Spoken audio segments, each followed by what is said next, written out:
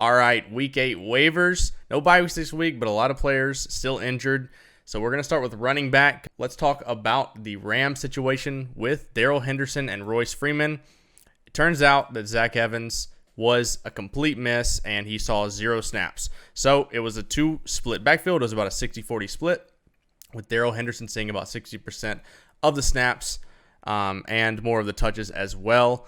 And he also got the touchdown and 2 targets. So 18 carries for Darrell Henderson, 12 carries for Royce Freeman. Royce Freeman did have 5 more yards, but both of them looked pretty good on the ground by my eye.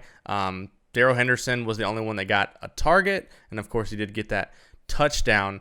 But I guess the question is, do we trust these guys? Are we able to start these guys in the next 2 weeks, where you can actually start them? So I think I would. I don't think I would go fab crazy on them. But if you're desperate, I would certainly try to pick them up because, like you said, you're going to be able to use them for the next 2 weeks. But then they have a bye week in week 10, and then Kyron is eligible to return in week 11. So we're not sure how much use they're actually going to get. But, I mean, a lot of people are desperate for running backs, and these are 2 guys that seem to be, co-starters at the moment on not a high-powered offense, but, a pretty good offense. And they always have a chance to score, as you saw this past week. So, I mean, it depends on every situation is going to be different. But I would probably try to spend around 20% of your fab if you can. And that's if you're desperate. If you're not desperate, I would probably just stay around like the 10% because, like I said, you're only going to get about 2 weeks of them and then a bye week and then Kyron Williams comes back. So I don't want to waste too much fab. Yeah, and it's likely that one or both of these guys could be rostered because, it started trending later in the week that Zach Evans was going to be the backup to these guys, and then about 30 minutes before kickoff, Darrell Henderson was announced as starter, so somebody easily could have scooped him up, but if one of them are left, I think you could do worse than to start one of these guys as a fill-in. I think I prefer Darrell Henderson if both of them are available, though. Yeah, I agree. All right, next up is going to be Emari Demercado. Welcome back, the waiver wire running back from 2 weeks ago. So he played 49 snaps, had 13 rushes and 5 targets. Keontae Ingram weirdly had 0 snaps in this game, which makes no sense. He led the running backs in touches last week, and then this week he has 0 touches. Damian Williams, he did play a role. He had 12 snaps, 1 rush, 0 targets, so he really wasn't very involved there. But unfortunately, the Cardinals get the Ravens and Cleveland the next 2 weeks, so it's probably not going to be great for our running back situation. And then James Conner is eligible to come back after that. And we saw early in the year when James Conner's healthy, it is the James Conner show. He's going to be the only running back that's getting touches. So again, this is more like a desperation grab, which there's probably going to be a couple owners in your league that are desperate due to injury. So, I mean, you need a starter for 2 weeks. I don't think he's a high upside starter. Again, this is probably another 10, maybe 15% of your fab type guy because he's just a 2-week fill-in. And they're not great matchups, so this honestly could end up being his best game fantasy-wise, and it wouldn't surprise me. But a guy getting, 13 rushes and 5 more targets is a guy that has to be picked up just because he's getting touches. Yeah, you don't love to start him, but he was dropped in pretty much every league, so he's probably available. Like, if you're in an active league, they saw what happened, and there's no point in holding him, it seemed like. But then, all of a sudden, the workload consolidates back to him, and if that can stay, then yeah, he's a decent start. But it's definitely a risky move. You'd have to be somewhat desperate, I think, and he's not like a long-term asset, in my opinion.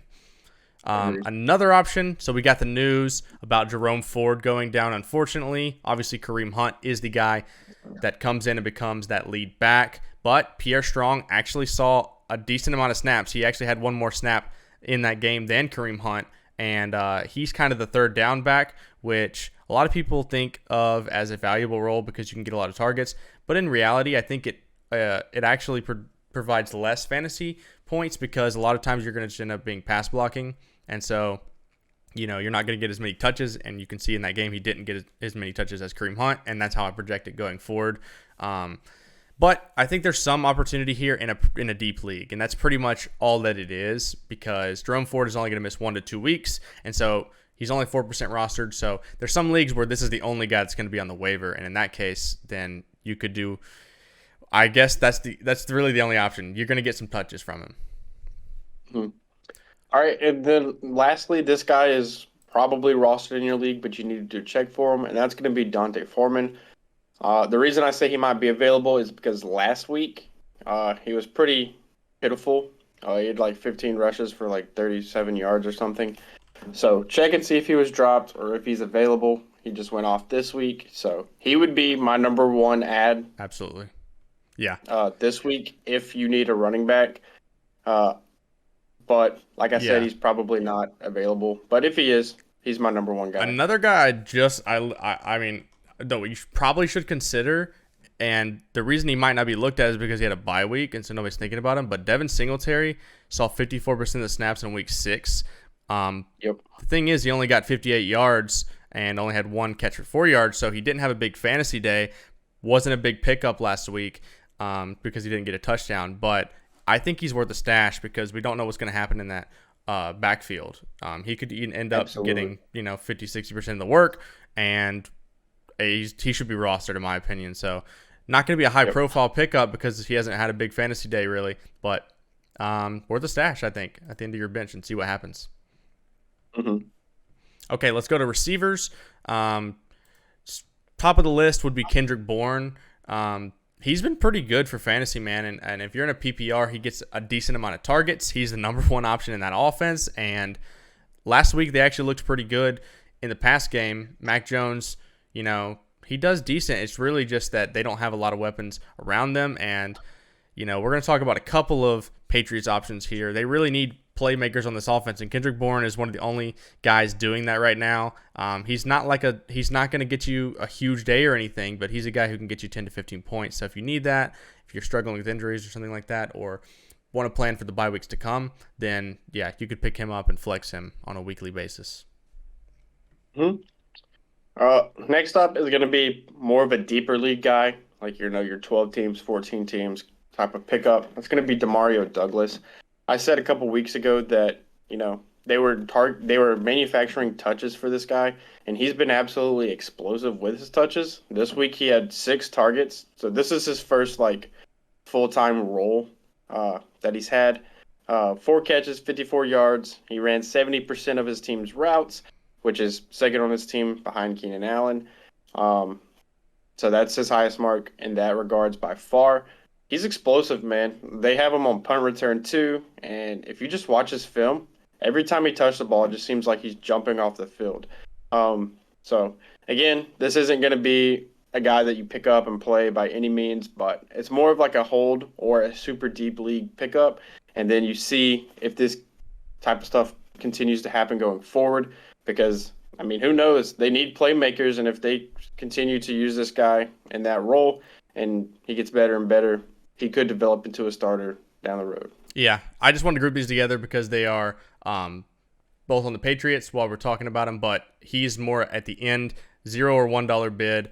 If you got a spot at the end of your bench, or maybe even after waivers clear, if you don't get who you want, then you can stash a guy like this because he is a rookie, although it was late in the 6th round. They need playmakers out there in New England. Next up, Josh Downs definitely needs to be rostered at this point. I know he's still available in about half of leagues, so if he is available, he should be absolutely rostered. Another rookie, 3rd round in this case, so a little bit more expectation out of him. He's the number 2 receiver there, and Gardner Minshew has gotten the ball to him. It seems like he's going to be decent for the Colts for fantasy. He just kind of slings it, and he's had, I think, 8 turnovers over the past 2 weeks, which is awful, but they're going to be playing from behind a lot, and they're going to need to pass, and Josh Downs can get you, a touchdown. He got that deep touchdown this week that made his fantasy day, but as a rookie, you'd hope that he can have some sort of second half breakout, and it seems like you can flex him in the meantime as well. Yep. And then also 2 more guys to check for is going to be Rashee Rice and Jaxon Smith-Njigba. They're most likely rostered in your leagues. I know Rashee Rice has been a waiver wire darling for, the past 3 weeks. But he's just continuously putting up numbers, around the 13 to 17 range. And that's what you like to see. You like to see consistency from a rookie and a guy playing with Patrick Mahomes on a receiving core that's not very talented, in my opinion. So to me, he doesn't have much competition to reach that number one receiver role in this offense. And then Jason, he finally had his rookie blow up game, which it was pretty easy to see coming. It was against the Cardinals. DK Metcalf was out, etc. So to me, I hope this is what we expect more of moving forward, but who knows how much of this was because DK was out, but he needs to be rostered regardless. I know that DK's already questionable for this next week, so if he's out, then he'd be a good start again. And he could have been dropped because he has literally, other than this week, has had no startable fantasy performances. So could have been dropped. Let's talk about tight ends just quickly. Obviously, it's tight end, so these guys aren't going to be home run hitters, but I think the best pickup of the week is definitely Dalton Kincaid. And again, it's that rookie breakout sort of performance. He had a decent fantasy performance, and he seems to be supplanting Dawson Knox in this offense. And yeah, I just think that Kincaid has a lot of talent, and they need pass catchers out there. And yeah, I think you could do a lot worse than Dalton Kincaid. I think you could start him if you're struggling at tight end. Yep. Next up is going to be Taysom Hill. They've finally started to use Taysom Hill as an actual tight end now instead of like a gadget player. He's actually getting targets. So I think he's worth the pickup, man. He's getting targets. They also use him as a running back. He gets goal line touches. So he's definitely the most versatile tight end that remotely available on your waiver wire, and he's scoring points. So yeah, it's unconventional, but it works. Yeah, if you like to gamble and you could go for a lot of upside, then yeah, you'd roll with him. Or if you think you're fighting somebody who you're going against an opponent who is projected a lot more than you, then maybe you need the upside. So that's a decent option. David Njoku, another option at tight end, hasn't got the touchdown, so I know he's rostered in a lot of leagues, but he could easily be dropped because he just hasn't had like a lot of good fantasy performances.